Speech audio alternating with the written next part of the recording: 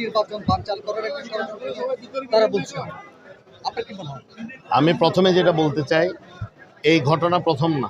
চট্টগ্রামে এটা কিন্তু আগেও এই ধরনের ঘটনা ঘটেছে, আক্রমণ পাল্টা আক্রমণের, এবং হতাহত হয়েছে। কয়েকদিন আগে মনে হয় অ্যাক্সেস রোডের ওখানেও, বাকুলিয়া অ্যাক্সেস রোডের ওখানে এই ধরনের একটা ঘটনা ঘটেছিল, এর আগে বায়েজিদে ঘটেছে। এগুলো কিন্তু রিপিটেড ইনসিডেন্টস। বারবার আমরা বলার চেষ্টা করেছি, থানা লুটের অস্ত্র উদ্ধার করা হয়নি। অবৈধ অস্ত্র প্রচুর পরিমাণে এখনও চট্টগ্রামে আছে, সারা দেশেও আছে, বিশেষ করে চট্টগ্রামে আছে।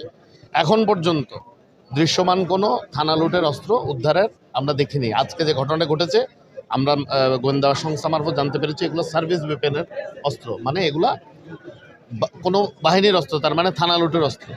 এখন কোনো সন্ত্রাসীকে যদি গ্রেফতার করা না হয়, যদি অবৈধ অস্ত্র উদ্ধার করা না হয়, তাহলে অবশ্যই আমরা এটা মনে করি যে যারা এই নির্বাচনকে বিলম্বিত করার বা পিছানোর বা এই নির্বাচনকে ব্যাহত করার যে একটি চক্র আছে, তাদেরকে কোনো না কোনোভাবে সহায়তা করা হচ্ছে।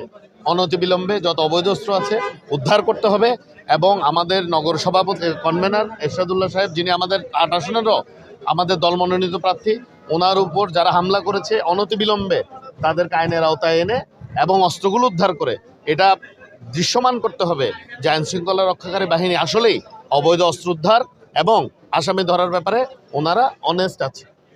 নির্বাচন গণসংযোগকালে যে ঘটনা, এটা হলে আপনিও তো একজন প্রার্থী, এটা কি আপনার কোনো শঙ্কা বোধ করছেন?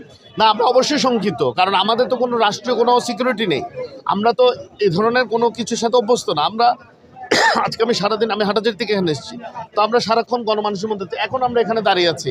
এখানেও যদি কোনো ঘটনা, এই নিরাপত্তাটা কে দিবে? এই নিরাপত্তা দায়িত্ব দেওয়ার, এই নিরাপত্তা দেওয়ার দায়িত্ব তো আমার আপনার না। এই নিরাপত্তা দেওয়ার দায়িত্ব হচ্ছে রাষ্ট্রের, সরকারের।